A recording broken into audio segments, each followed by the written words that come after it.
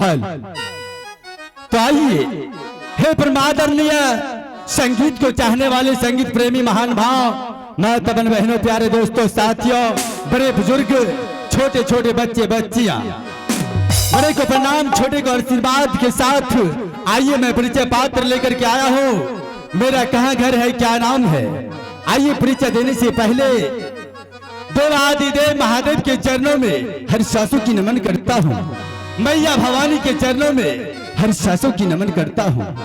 मेरा आवाज जहाँ तक जा रही हो देवी देवताओं का स्थान वहाँ तक देवी देवताओं के चरणों में हर सासों की नमन करता हूँ।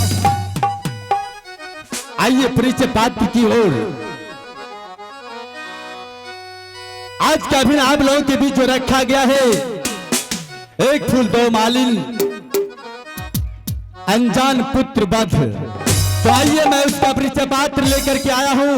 मेरा कहाँ घर है क्या नाम है। जय जय माता सरस्वती विनायक करूं कली जोर।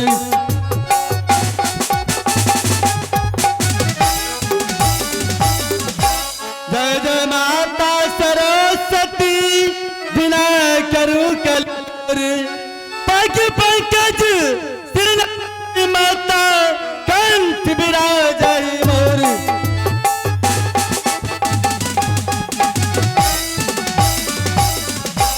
भाव बिना बाजार में मिले न एक को सवालू।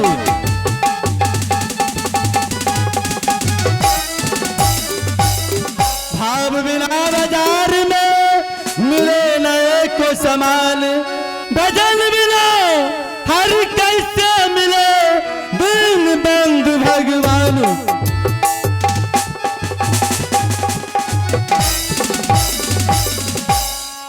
आइए मैं आइए गे दुर्गा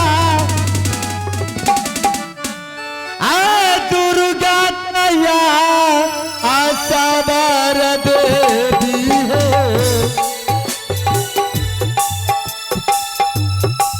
दुर्गा तैया बर देवी है।